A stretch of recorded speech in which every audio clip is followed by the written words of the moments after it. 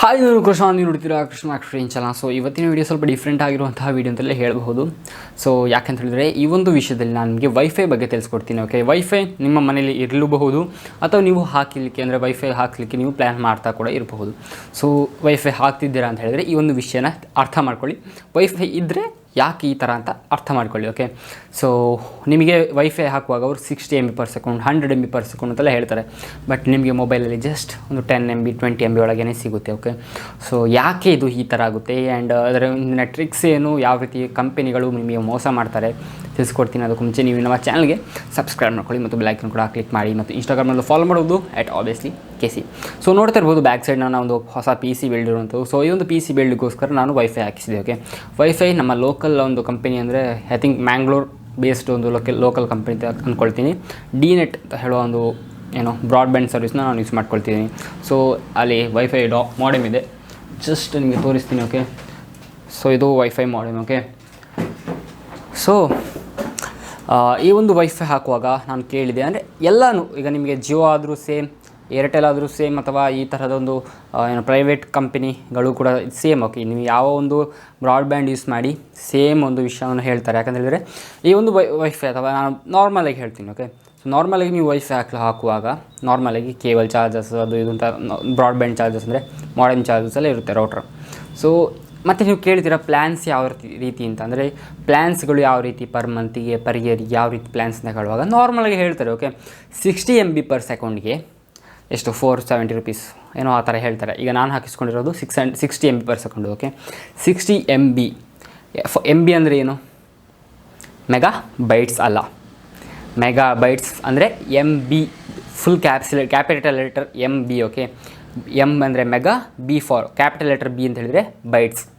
ಇವರು ಕೊಡುವಂಥದ್ದು ಅವರ ಪೋಸ್ಟರಲ್ಲಿ ಬೇಕಾದ್ರೆ ನೋಡಿ ಅಥವಾ ಅವರ ವೆಬ್ಸೈಟಲ್ಲಿ ಕೂಡ ನೋಡಿ, MB ಅಂತ ಹೇಳುವಂಥದ್ದು ಎಮ್ ಮೇ ಬಿ ಕ್ಯಾಪ್ಸ್ ಲೆಟ್ರಲ್ಲಿ ಇರುತ್ತೆ, B ಮಾತ್ರ ಸ್ಮಾಲ್ ಲೆಟ್ರಲ್ಲಿ ಇರುತ್ತೆ. ಸೊ ಇದು ಮೆಗಾ ಬಿಟ್ಸ್. ಓಕೆ, ಸೊ ಸಿಕ್ಕಾಪಟ್ಟೆ ಡಿಫ್ರೆನ್ಸ್ ಇದೆ ಮೆಗಾ ಬೈಟ್ಸಿಗೂ ಮೆಗಾ ಬಿಟ್ಸಿಗೂ. ಓಕೆ, ಸೊ ಇದರಲ್ಲೇ ಅವ್ರು ಗೇಮ್ ಆಡ್ತಾರೆ. ನೀವು ನಿಲ್ಲಿಸ್ತೀರಾ 60 MB/s ಹಾಕಿದರೆ ನನ್ನ ಫೋನಲ್ಲಿ ಕೂಡ 60 MB/s ನಿಮಗೆ ಇಂಟರ್ನೆಟ್ ಸ್ಪೀಡ್ ಸಿಗುತ್ತೆ ಅಂತ. ಇದಂತೂ ಶುದ್ಧ ಸುಳ್ಳು. ಓಕೆ, ಬರೀ ಮೋಸ ಅಂತ ಹೇಳಿದರೆ ಈ ರೀತಿ ನಿಮ್ಮನ್ನು ಒಂದು ಟ್ರಿಕ್ ಗೇಮ್ ಆಡ್ತಾರೆ ಅಂತ ಹೇಳ್ಬಹುದು.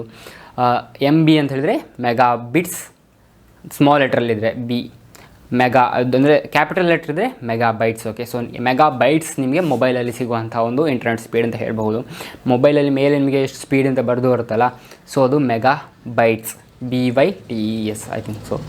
ಸೊ ಬಿಟ್ಸ್ ಅಂತ ಹೇಳಿದರೆ BITES. ಓಕೆ, ಸೊ ಇದು ಡಿಫ್ರೆನ್ಸ್ ಅಂತ ಹೇಳ್ಬೋದು. ಯಾಕಂತ ಹೇಳಿದರೆ 1 MB ನೀವು ಸ್ಕ್ರೀನ್ ಮೇಲೆ ನೋಡ್ಬೋದು ಕ್ಯಾಪಿಟಲ್ ಲೆಟ್ರಾ ಸ್ಮಾಲ್ ಲೆಟ್ರಾ ಅಂತ. Okay, 1 MB capital letter MB ಅಂತ ಹೇಳಿದರೆ 8 ಬಿಟ್ಸ್. ಓಕೆ, ಅಂದರೆ 8 ಮೆಗಾ ಬಿಟ್ಸ್ ಅಲ್ಲ, yes mega bits, 8 mega bits ಅಂದರೆ ನೀವು 60 MB/s ಒಂದು ಪ್ಲ್ಯಾನ್ ಹಾಕಿದ್ದೀರ ಅಂತ ಹೇಳಿದರೆ ನಿಮ್ಮ ಫೋನ್ ಅಥವಾ ಲ್ಯಾಪ್ಟಾಪ್ PC ಯಾವುದಕ್ಕೆ ಆದರೂ ಮ್ಯಾಕ್ಸಿಮಮ್ ಅಂದರೆ 7.5 MB ಸಿಗ್ತದೆ. ಓಕೆ, ಅಷ್ಟೇ.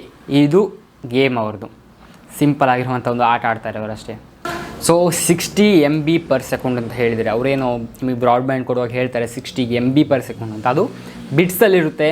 ಸೊ ನೀವು ಅದನ್ನು ನಾರ್ಮಲಾಗಿ ಬೈಟ್ಸ್ಗೆ ಕನ್ವರ್ಟ್ ಮಾಡ್ಕೊಳ್ಳಿ, ಆವಾಗ ನಿಮಗೆ ಗೊತ್ತಾಗುತ್ತೆ. ಅವ್ರು ಹೇಳ್ತಿರುವ 60 MB/s ಇಂಟರ್ನೆಟ್ ಬ್ರಾಡ್ಬ್ಯಾಂಡ್ ಸ್ಪೀಡ್ ನಿಮ್ಮ ಫೋನಿಗೆ ಬರುವಾಗ ಅದು ಜಸ್ಟ್ 7.5 MB ಅಂದರೆ ಮೆಗಾ ಬೈಟ್ಸ್ ಆಗಿರುತ್ತೆ. ಓಕೆ, ಸೊ ನಿಮಗೆ ಇದೇ ರೀತಿ ನಿಮ್ಮ ಒಂದು ಇಂಟರ್ನೆಟ್ ಸ್ಪೀಡ್ನ ನೀವು ಚೆಕ್ ಮಾಡ್ಕೊಳ್ಬೋದು. ಅಂದರೆ ಬೇಕಾದ್ರೆ ಗೂಗಲಲ್ಲಿ ಸರ್ಚ್ ಮಾಡಿ mega bytes to mega bits ಅಂತ. ಓಕೆ, ಸೊ ಅಥವಾ ಉಲ್ಟಾ ಮೆಗಾ ಬಿಟ್ಸ್ ಟು ಮೆಗಾ ಬೈಟ್ಸ್ಗೆ ಕನ್ವರ್ಟ್ ಮಾಡ್ಕೊಳ್ಬೋದು. ಓಕೆ, ಸೊ 60 MB/s ಇರುವಂಥ ಪ್ಲ್ಯಾನ್ ನಾನು ಹಾಕಿರುವಂಥದ್ದು. ನನ್ನ ಫೋನ್ ಅಥವಾ ಲ್ಯಾಪ್ಟಾಪ್ ನಾನು ಏನು ಯೂಸ್ ಮಾಡ್ತೀನಿ ಇದಕ್ಕೆ ನಮಗೆ 7.5 ಮ್ಯಾಕ್ಸಿಮಮ್ ಅಂದರೆ ಅಷ್ಟು ಸ್ಪೀಡ್ ನಿಮಗೆ ಸಿಗುತ್ತೆ. ಓಕೆ, ಸೊ ಆ ರೀತಿ ಅವ್ರು ಟ್ರಿಕ್ ಗೇಮ್ ಮಾಡ್ತಾರೆ. ಅಂದರೆ ನೀವು ವೈಫೈ ಹಾಕಿಸಿ ಆಯಿತು, ನನಗೆ 60 MB/s ಸಿಗ್ತಾ ಇಲ್ಲ ಅಂತ ಟೆನ್ಷನ್ ಆಗಬೇಡಿ ಅಥವಾ ಅವ್ರಿಗೆ ಕಾಲ್ ಮಾಡಬೇಡಿ. ಅವರು ಈ ಥರದೊಂದು ಮೋಸದ ಆಟ ಆಡ್ತಾರೆ. ಓಕೆ, ಮೋಸ ಅಂತಲ್ಲ, ಅವರು ಹೇಳುವಾಗಲೂ ಸರಿಯಾಗಿ ಹೇಳಿರ್ತಾರೆ, ಬಟ್ ಅದು ಟ್ರಿಕ್ಕೇ. ಓಕೆ, ಅಂದರೆ ಜನರಿಗೆ ಗೊತ್ತಿರೋದಿಲ್ಲ. ಆ್ಯಕ್ಚುಲಿ ನನಗೆ ಕೂಡ ಗೊತ್ತಿರಲಿಲ್ಲ ಒಂದು ವಾರದ ಮುಂಚೆ. ಓಕೆ, ಸೊ ಈ ರೀತಿ ಆಟ ಆಡ್ತಾರೆ. ಸೊ 60 MB/s ಅಂತ ಹೇಳಿದರೆ 7.5 MB ಸಿಗುತ್ತೆ ನಿಮಗೆ. ಇನ್ನು 70 MB ಪ್ಲ್ಯಾನ್ ಹಾಕಿದ್ದೀರಾ ಅಂತ ಹೇಳಿದರೆ 8.75 MB/s ಸಿಗುತ್ತೆ. ಆ್ಯಂಡ್ 80 MB/s ಹಾಕಿದರೆ 10 MB ಸಿಗುತ್ತೆ. 90 MB/s ಹಾಕಿದರೆ 11.25 MB ಸಿಗುತ್ತೆ. ಸೊ ಇದೇ ರೀತಿಯ ಒಂದು ಟ್ರಿಕ್ ಗೇಮ್ಗಳನ್ನು ಅವರು ಆಡ್ತಾರೆ ಅಂತಲೇ ಹೇಳ್ಬಹುದು.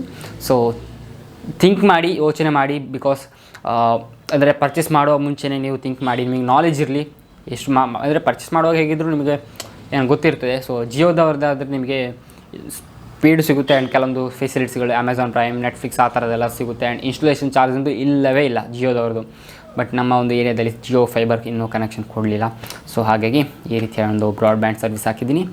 ಆ್ಯಂಡ್ ಚೆನ್ನಾಗಿದೆ, ಸ್ಪೀಡೆಲ್ಲ ಚೆನ್ನಾಗಿದೆ. ಓಕೆ, ನನ್ನ ಒಂದು ಡಿ ನೆಟ್ ಸರ್ವಿಸ್ ಚೆನ್ನಾಗಿದೆ, ಸ್ಪೀಡೆಲ್ಲ ಚೆನ್ನಾಗಿದೆ. ಆ್ಯಂಡ್ ಅಲ್ಲಲ್ಲಿ ಕೆಲವೊಮ್ಮೆ ಒಂದು ಅರ್ಧ ಗಂಟೆ ಒಳಗೆ ಕೆಲವೊಮ್ಮೆ ಅಂದರೆ ಇಂಟರ್ನೆಟ್ ಕಟ್ ಆಗುತ್ತೆ. ಅಂದರೆ ಮೇ ಬಿ ಅಲ್ಲಿ ಸರ್ವರ್ ಪ್ರಾಬ್ಲಮ್, ಅಂದರೆ ಅವರಲ್ಲಿ ಕನೆಕ್ಷನ್ ಕೊಡ್ತಾ ಇಲ್ವೋ ಆ ಥರ ಏನಾದರೂ, ಅಂದರೆ ಮೇಂಟೆನೆನ್ಸ್ಗೆ ಏನಾದರೂ ಇರ್ತಲ್ಲ.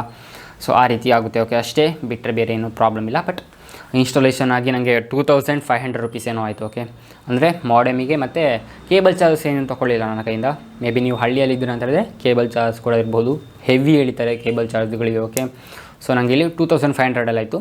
ಅಂದರೆ 2000 for modem and 500 rupees for internet. Okay, ಅಂದರೆ ಮಂತ್ಲಿ ಪ್ಲ್ಯಾನ್. ಓಕೆ, ಸೊ ಇದೇ ರೀತಿ. ಆ್ಯಂಡ್ ನಿಮಗೆ ಇಫ್ ಡುವೆಲ್ ಬ್ಯಾಂಡ್, ನಾನು ಆ್ಯಕ್ಚುಲಿ ಥಿಂಕ್ ಮಾಡಿದ್ದು ನನ್ನ ಒಂದು ಬ್ರಾಡ್ಬ್ಯಾಂಡ್ ಡುವೆಲ್ ಬ್ಯಾಂಡ್ ಸಪೋರ್ಟ್ ಹೊಂದಿರುವಂಥದ್ದು ಅಂತ. ಬಟ್ ಅವ್ರು ಹೇಳಿದರು ಇಲ್ಲ, ಸಪೋರ್ಟ್ ಇಲ್ಲ ಅಂತ. ಆ್ಯಕ್ಚುಲಿ ಹಾಕಿಸಿ ಆದಮೇಲೆ ನನಗೆ ಅದು ತಲೆಗೆ ಹೋಯಿತು ಕೂಡ, ಅಂದರೆ ಮುಂಚೆನೇ ಗೊತ್ತಿತ್ತು ಬಟ್ ಸ್ಟಿಲ್. ಆ್ಯಂಡ್ ಒಂದು ನಿಮಗೆ ಒಂದು 10 ಮೀಟರ್ ಒಳಗೇ ಸಿಗುತ್ತೆ. ಓಕೆ, ಜಾಸ್ತಿ ನೀವು ಎಕ್ಸ್ಪೆಕ್ಟೇಷನ್ ಮಾಡ್ಕೊಳ್ಬೇಡಿ.